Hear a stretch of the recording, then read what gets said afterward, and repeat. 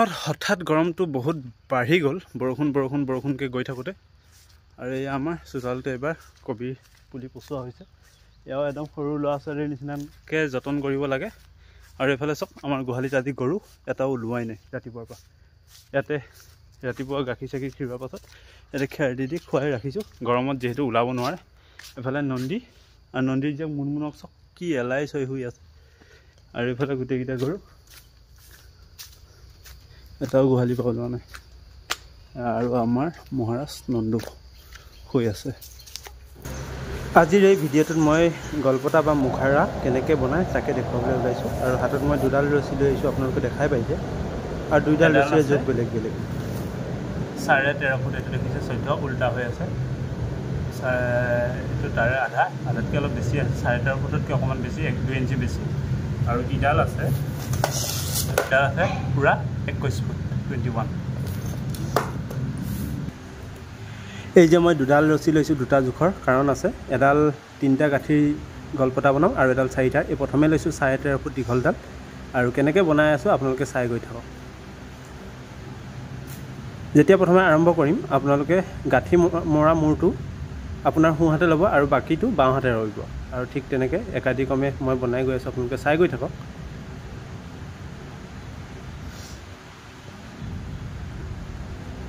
এনেকৈ এয়া প্ৰথমটো গাঁঠি হৈ গ'ল।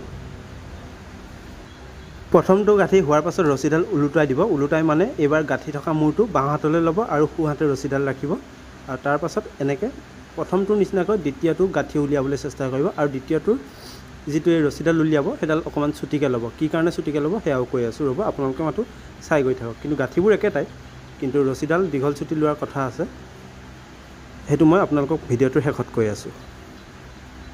কিন্তু মনত ৰাখিব মই চুটিকৈ লৈছোঁ 2 নম্বৰ গাঁঠিটো। আপোনালোকে দেখাই পালে এয়া প্ৰথম গাঁঠিটোৰ তুলনাত দ্বিতীয় গাঁঠিটো চুটি হৈছে।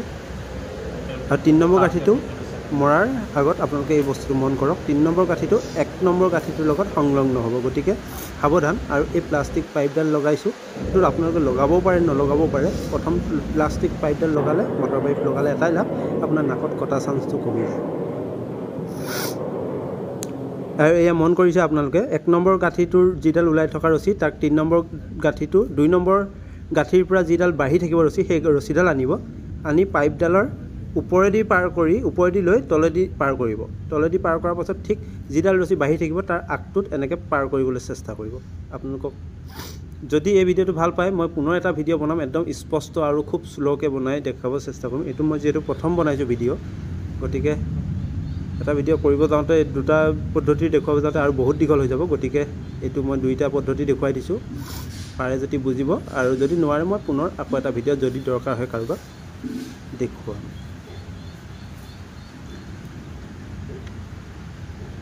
আৰু এয়া গাঁঠিটো হৈ গ'ল, আৰু কেৱল টান কৰিবলৈ বাকী আছে। আৰু এনেকৈ এই 3টা গাঁঠি থকা মুখৰা বা গলপতা ৰেডি। এতিয়া সেই মাজৰ ৰছীডাল যে চুটি ৰছীডাল ল'লোঁ 2 নম্বৰ গাঁঠিটো, সেইটো তাত ৰছী লগাবলৈ মই সেইটো দিছোঁ। গৰুৰ ৰছীডাল লগাবলৈ সহজ হ'ব বা সুবিধা হ'ব, সেইডালত ৰছীডাল লগাই থৈ দিলে হ'ল। আৰু ইয়াৰ লগে লগে 3টা গাঁঠি থকা মুখৰা বনাই খতম হৈছে। আৰু এইবাৰ 4টা গাঁঠি লগা মুখৰা বা গলপতা পাত বনাবলৈ মই আৰম্ভ কৰিছোঁ। এইটো ভিডিঅ'টো স্পষ্টকৈ আৰু শেষলৈ চাই থাকক।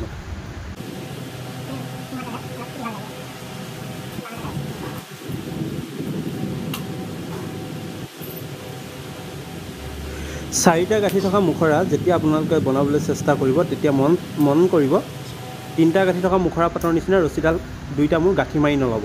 আৰু ৰছীডাল 5 ভাগ কৰিব, 5 ভাগ কৰি 3 ভাগ আৰু 2 ভাগ, মানে এটা সোঁ হাতে থকা পাত দীঘলকৈ ল'ব, 3 ভাগ ল'ব আৰু বাওঁ হাতে 2 ভাগ ল'ব। মানে ৰছীডাল 5 ভাগ কৰি এডাল চুটি কৰিব, এডাল দীঘল কৰিব। যিডাল দীঘল হ'ব সেইডাল সোঁ হাতে ৰাখিব। আৰু এই যে এৰিলোঁ প্ৰথমখিনি, সেইখিনি গৰুৰ ডিঙিত লগাবলৈ সেইখিনি ৰাখিছোঁ। তাৰপাছত এনেকৈ হাতত এটা পাক মাৰিব, পাক মাৰি দীঘলডাল দীঘল হৈয়ে থাকিব। পাক মৰাৰ পাছত সেই দীঘলডালৰ এটা অংশ পিছফালে এনেকৈ টানি আনিব, টানি ঢিলা কৰি সোঁ হাতে থকা অংশটো ক্ৰছ কৰিব। ক্ৰছ কৰাৰ পাছত এনেকৈ গাঁঠি লগাব। আৰু গাঁঠিবোৰ একেই হয়, এই প্ৰথমটো গাঁঠি যেনেকৈ লগালোঁ ঠিক তেনেকৈ বাকী গোটেই গাঁঠিকেইটা তেনেকৈ লগাই গৈ থাকিব লাগিব।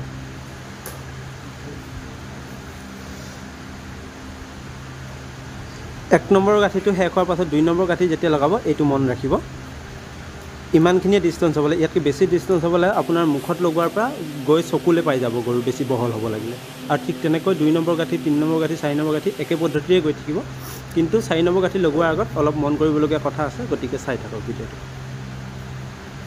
এতিয়া মই 2 নম্বৰ গাঁঠি লগালোঁ 3 নম্বৰ গাঁঠি লগালোঁ কিন্তু ইয়াত এটা কথা আছে আপোনাৰ যদি নাকত নাকাটিবলৈ পাইপ লগাবলৈ হয় কিন্তু এই 3 নম্বৰ গাঁঠিটো দিয়াৰ আগত আপুনি পাইপডাল ভৰাই ল'ব লাগিব গতিকে আপোনালোকক মই ভিডিঅ'টো সেইকাৰণে দেখুৱাইছোঁ পাইপডাল লগোৱা নলগোৱাকৈ মানে দেখুৱাই লৈছোঁ প্ৰথমে 3টা গাঁঠি দি কিন্তু 3 নম্বৰ গাঁঠিটো খুলিব লাগিব এইটো কাৰণে যে পাইপডাল মই 2 নম্বৰ গাঁঠি আৰু 3 নম্বৰ গাঁঠিৰ মাজত লগাব লাগিব গতিকে মই খুলি আছোঁ আপোনালোকক আকৌ দেখুৱাইছোঁ চাই থাকক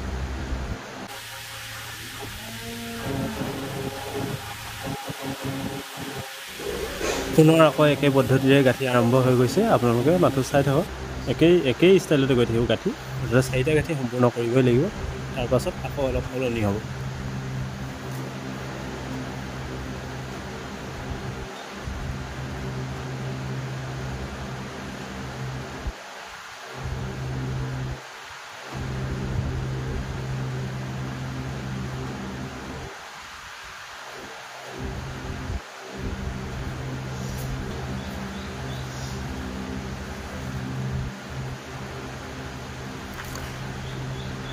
এয়া 3 নম্বৰ গাঁঠিটো হৈ গ'ল 3টা গাঁঠি আৰু 4 নম্বৰ গাঁঠিটো এতিয়া লগাম মই 4টা গাঁঠিৰ মাজৰ ব্যৱধানবোৰ চব একেই ৰাখিব তেতিয়া গল্পডাল চব ফালৰ পৰা দেখিবলৈ ধুনীয়া হ'ব শুৱনি হ'ব আৰু ঠিক এনেকৈ এয়া 4 নম্বৰ গাঁঠিটো প্ৰথমে লগাই লৈছোঁ কিন্তু 4 নম্বৰ গাঁঠিটো খুলিবও লাগিব কি কাৰণে খুলিব লাগিব মাথো আপোনালোকে চাই থাকিলেহে গম পাব কিন্তু লগাবতো লাগিবই 4 নম্বৰ গাঁঠিটো লগাই লৈ খুলিব লাগিব সেইটো মনত ৰাখিব আপোনালোকে এইটো 4 নম্বৰ গাঁঠিটো লগোৱা আপোনালোকে দেখিছে আৰু গোটেইকেইটা সমান সমান কৰিব তেতিয়া গল্পডাল শুৱনি হ'ব দেখিবলৈ আৰু এইটো এনেকৈ 4 নম্বৰ গাঁঠিটো লগাই ল'লোঁ আৰু লগাই লোৱাৰ পাছত এতিয়া পুনৰ যেনেকৈ ভৰাব সেনেকৈ যিডাল ৰছী দীঘল আছিলে সেই ৰছীডাল দীঘল ৰছীডাল ক্ৰমান্বয়ে ছুটি হৈ গৈ থাকিব আৰু সেই সোঁহাতে থকা ৰছীডালহে ওলাব লাগিব মনত ৰাখিব সোঁহাতে থকা যিডাল দীঘল ৰছী আছিলে আপোনাৰ হাতৰ সেইডাল ৰছী যেতিয়া গঠোতে ছুটি হৈ যাব আৰু সেই দীঘল ৰছীডালে এতিয়া চব ছুটি হৈ গৈছে আৰু সেই ছুটি হোৱা ৰছীডালহে ওলাব লাগিব সেইটো পুনৰ মনত ৰাখিব আৰু ছুটি হোৱা ৰছীডালে হ'ব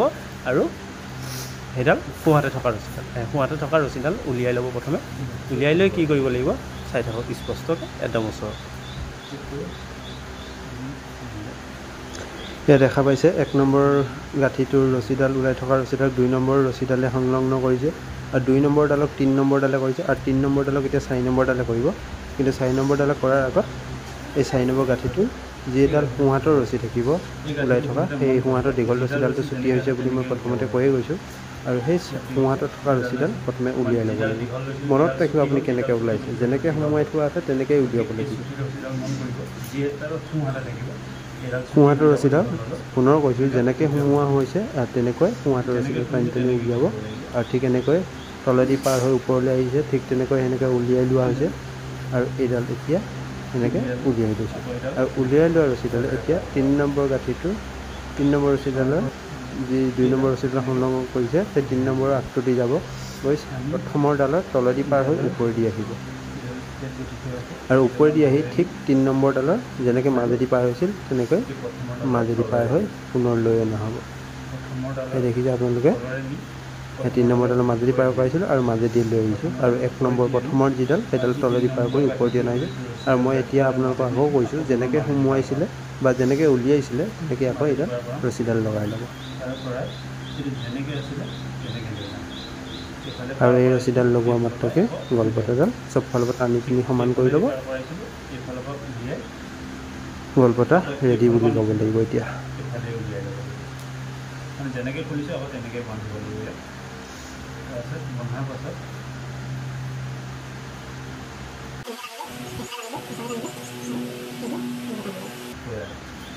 এতিয়া পিন্ধালে কেনেকুৱা দেখা যায় সেইটো আপোনালোকে মন কৰিব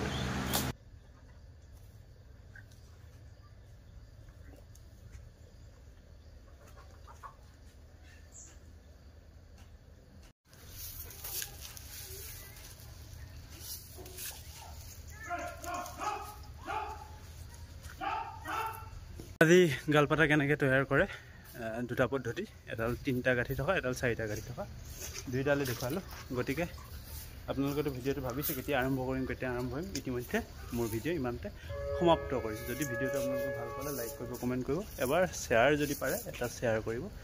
আৰু এই গালপাতাডাল কাৰোবাক যদি প্ৰয়োজন হয় 3টা গাঁঠি থকাডাল 50 টকা ল'ম আৰু 4টা গাঁঠি থকাডাল 70 টকা ল'ম। 70 টকা কমেই হয়, কাৰণ ইয়াৰ এইটো প্লাষ্টিক ৰছী নহয়, এইটো নাইলন ৰছী সম্পূৰ্ণ।